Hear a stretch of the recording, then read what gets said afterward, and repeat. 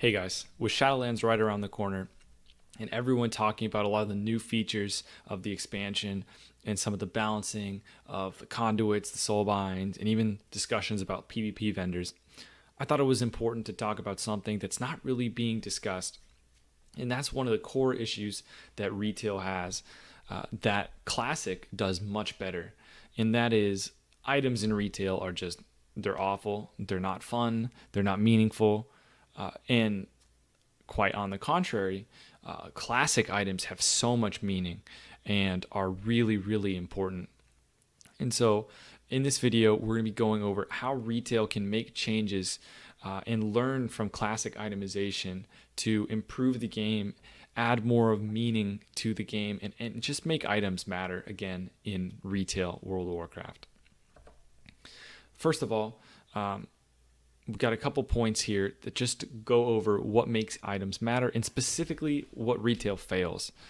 So right now the retail, the gear is boring. It needs to be more interesting.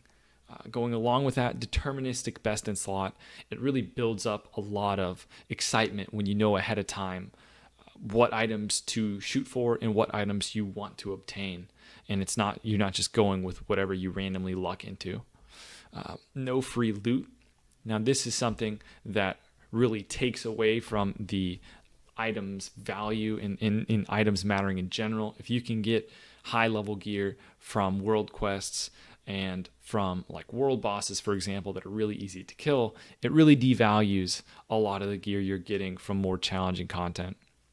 And then lastly, your gear that should matter that you got from the last raid tier. And the new raid tier should be better gear, but it shouldn't completely devalue it. And there shouldn't be late expansion item level scaling that makes it so that like heroic dungeon loot ends up being more powerful than previous mythic raiding gear or previous very high rated arena PvP gear. It should not be that the later expansion scaling just makes world quest and heroic gear better than those previous forms of content. So let's start with what makes an item matter and a lot of the really important factors that need to be in place for an item to be cool.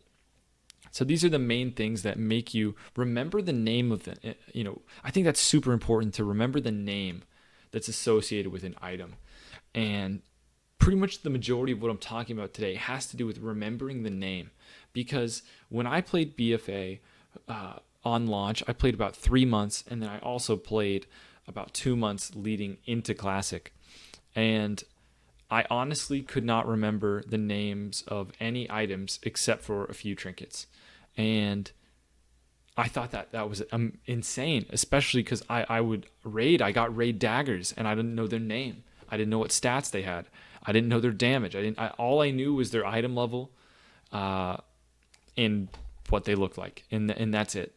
And I think that is really sad, and I think it's just a real shame that I didn't know the name of anything. I just wasn't paying attention; it just didn't matter.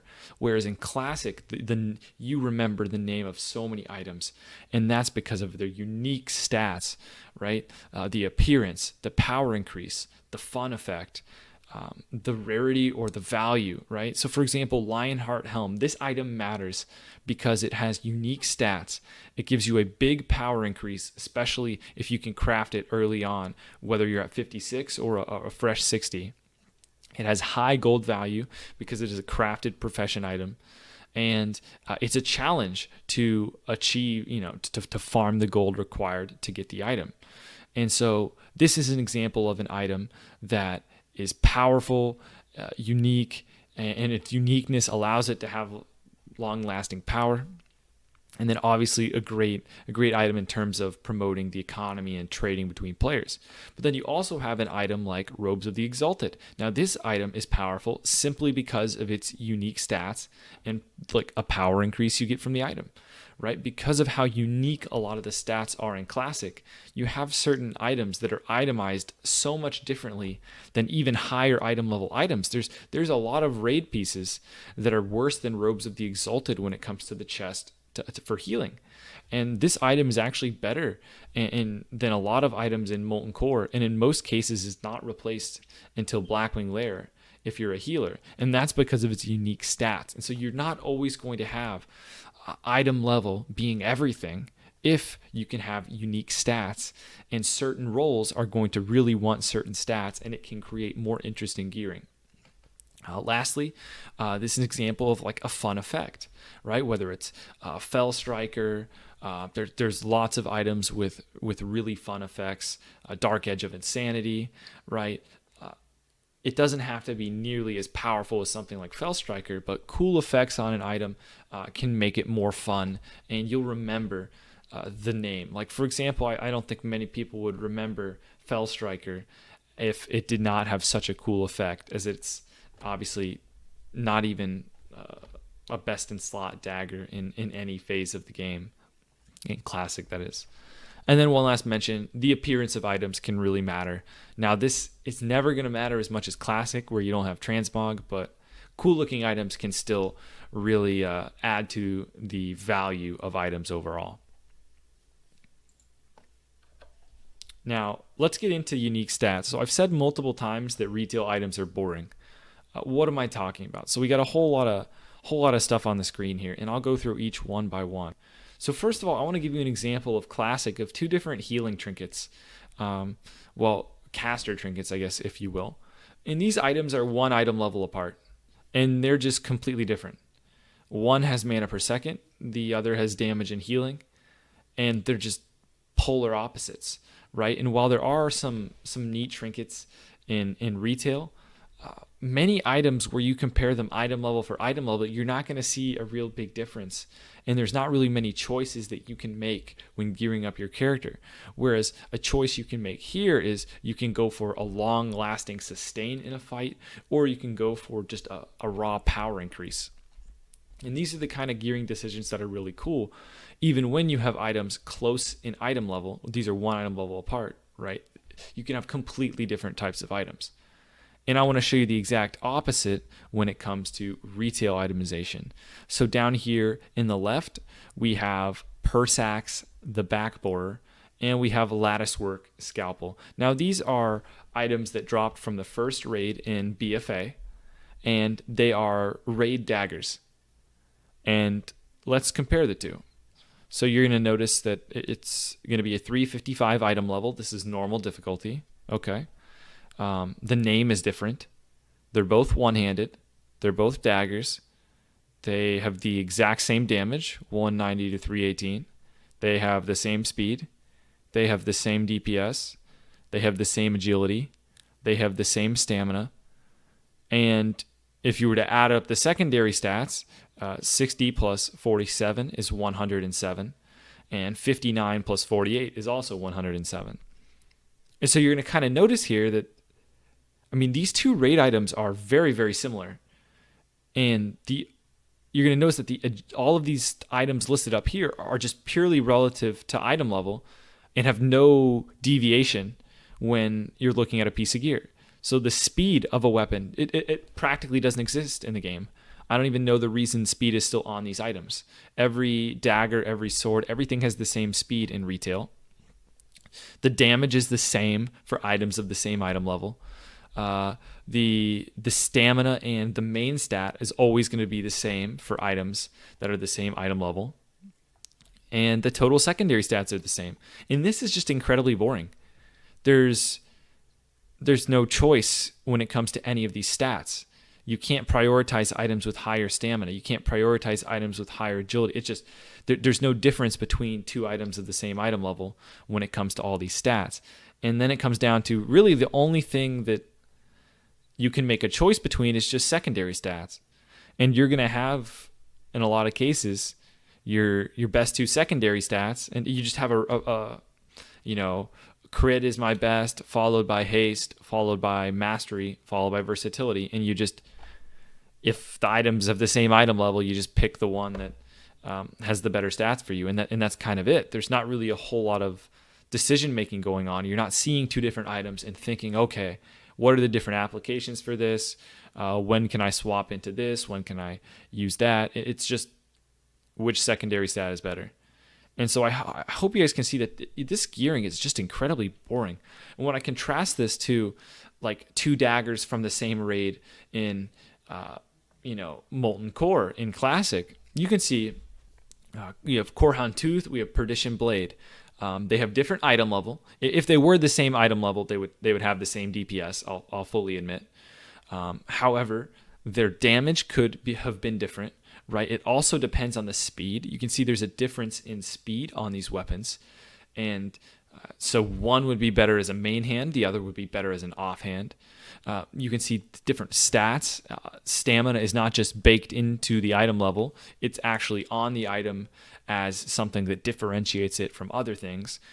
We see we have a proc here as opposed to stats, and obviously different drop rates, different bosses. But the point is, I mean, these 2 weapons, even though they come from the same raid and they're relatively close in item level, there's a completely different application for when you would use which one.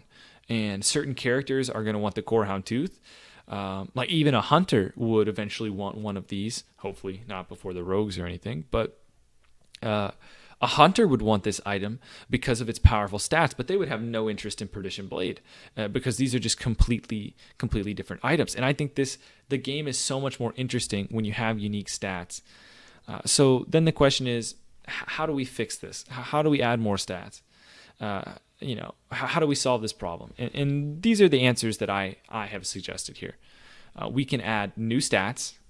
We can add more unique stat distributions. This would be basically instead of one of these daggers, instead of having a cookie cutter down the middle split of the stats, could have maybe a weapon that's pure crit, maybe a weapon that's pure mastery, maybe a weapon that loses all agility, all stamina, and just has a crazy amount of crit or a crazy amount of mastery. That would really allow the items to be more unique. And for example, let's say this hypothetical item we're making up that has no primary stat, no stamina, and no secondary stats except for crit. If your like spec really wants crit, all of a sudden we're getting back to the deterministic best in slot, right? This item that has a crazy amount of crit that we're making up, if your spec needs that crit, you're going to want that item, and that's going to be your best in slot. And then when you get it, it's going to be super amazing because you just got like the best item for your spec. And while there are different difficulties in retail that can kind of take away from some of that excitement, at the very end of the day, you're going to be very excited to get your heroic best in slot item and then your mythic best in slot item for the appropriate stats. So I think that's an example of how just more unique stat distribution, even if there are no new stats, could be another way to make items more interesting. Having to choose between more than just the secondaries, there's just not enough choice right now. If the items could have more strength or more stamina or just a little bit of variety, just distribute those stats differently, we could have more meaningful choices. The real big takeaway is the template has to break.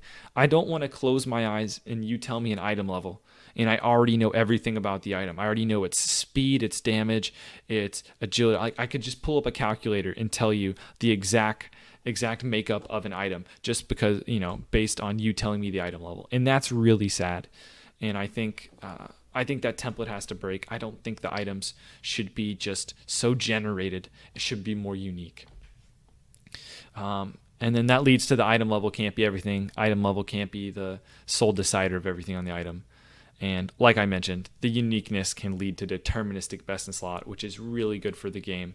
As like I said, if you're looking forward to this item that is really good, it's way more meaningful to loot that item that you've been going after for weeks, hoping to get dropped because the stats are just perfect for you, rather than just, oh cool, I got boots, 5 item level upgrade, neat. You know what I mean? Like, I feel like that's so much less meaningful.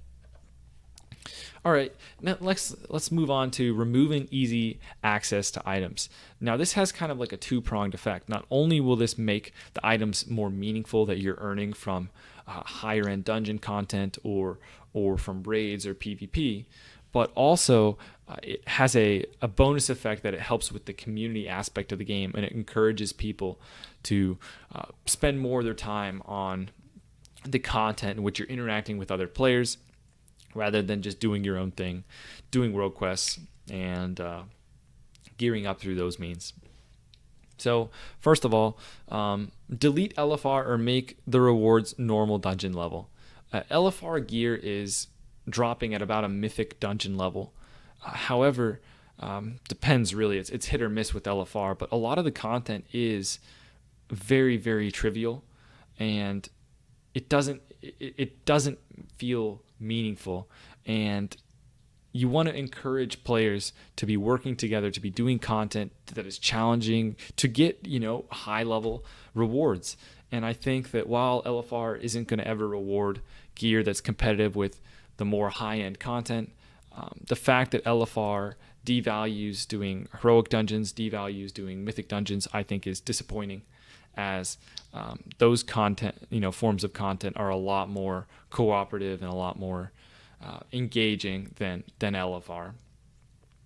World quests need to be deleted or loot equivalent to greens. What does this mean?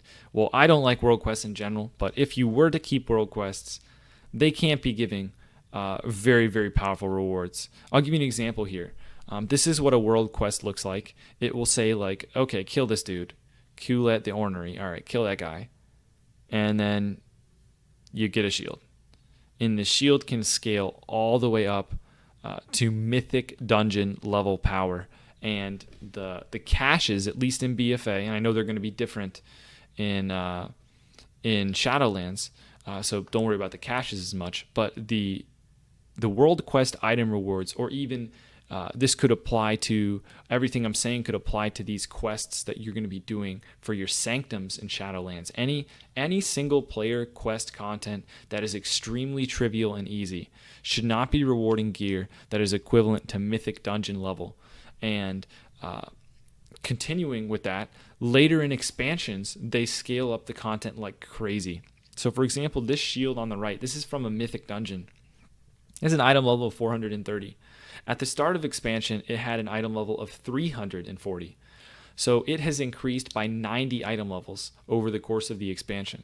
What this means is that this mythic shield, and in fact even heroic dungeon loot, is scaled similarly. It's going to be better than the vast majority of gear from previous raid tiers. And that in fact, this shield that you just get from a mythic dungeon ends up actually being the level of quality of gear from the previous tier's heroic raid. So that's just an example of how the late expansion scaling can really cause previous tier raid content to be very, very meaningless. And also it really, these open world rewards, when you first hit 60, at least it'll be 60 in Shadowlands, you shouldn't be spending all your time focusing on world quests, focusing on running around, trying to get into a world boss. Like, these are all ways that they've implemented catch-up gear, and the vast majority of them don't involve interacting with other players. And while a lot of people do Mythic Zero dungeons to catch up quickly, if you don't have a group of friends to do those dungeons with you, it's going to be harder to do that. And so for the average player, their method of catching their characters up is to do a bunch of single player content. And that's really not good for an MMO. So the conclusion here with these items, stuff like world bosses where you walk up, you tap it, you get loot. Stuff like LFR where you can AFK and get loot. World quests where you can just kill a single mob or kill 10 dudes and get a really good reward. That really removes a lot of the community aspect of the game, that encourages people to be playing on their own, and it's just really devalues mythic dungeon level gear and even normal raid level gear in some cases. And thankfully there's no more warforging or titan forging that will cause these pieces to potentially have more value than even higher level content than that. But as it is, I do think it is still an issue. Now on to item progression in old tiers. So you can see the goal at the top here. We don't want the outdated gear to be completely worthless, but it shouldn't be best in slot. So this is something that just the retail philosophy is that the old raids are not going to be something that you're going to be needing to clear once the new raid tier comes out. And this is okay with me, to be honest. I think it keeps it more fresh if you're not constantly doing, like for example in Classic, you don't want to be doing the same raid for the entirety of the expansion. I think that's boring, quite frankly. But at the same time, you don't want the gear to be completely worthless. You don't want to feel like everything that you just worked towards over the course of months was invalidated overnight. And so for that reason, I think that the 30 item level jump that they do on every tier should be dialed back. And here's just an example of what it looked like in BFA. So these are the item levels for all the different types of content. So Heroic Dungeons at 325, Mythic 340, normal Heroic Mythic raids were 355, 370, and 385 respectively. And then when you had the second raid tier come out, these numbers here that say BFA, this is what they actually launched with in BFA. So the normal dungeon gear was 30 item levels higher, same thing with the Heroic and the Mythic gear. So there's a 30 item level jump per tier. I suggest bumping this down to a 15 item level jump per tier. And the reason for this is I don't think it makes much sense to have a Mythic Raider from the previous tier be on the same page as a normal Dungeon Raider from the new tier. And I think that while if you just looking at this, you're still going to have the best gear in Mythic, and you're still going to have the Heroic raid gear be on the same level as the old Mythic raid. This leaves open the opportunity that there might be an occasional item in the previous raid that might actually, keep value into the new tier, or at the very least, when you do enter the new content patch, all of your gear is not just going to feel worthless. It's not going to feel like all those months you spent on that gear immediately doesn't matter, and all of a sudden, just queuing up for a normal dungeon, or even if, like, for example, if you were a Heroic Raider in the previous tier, and your gear is going to be worth like LFR level in the new tier, and that's really sad. So just another way in which items can have more meaning and have more value, while not forcing you to continually do old content. That's not the aim. And then obviously, if it's a slower growth, you don't have to worry as much about these late game item scaling if your item level creep is not too crazy. But lastly, I just want to end the video here. I just want to give you guys some examples of classic items. I'm sure you guys know the names of every single item on the screen right now, and the goal is that we can do that in retail as well.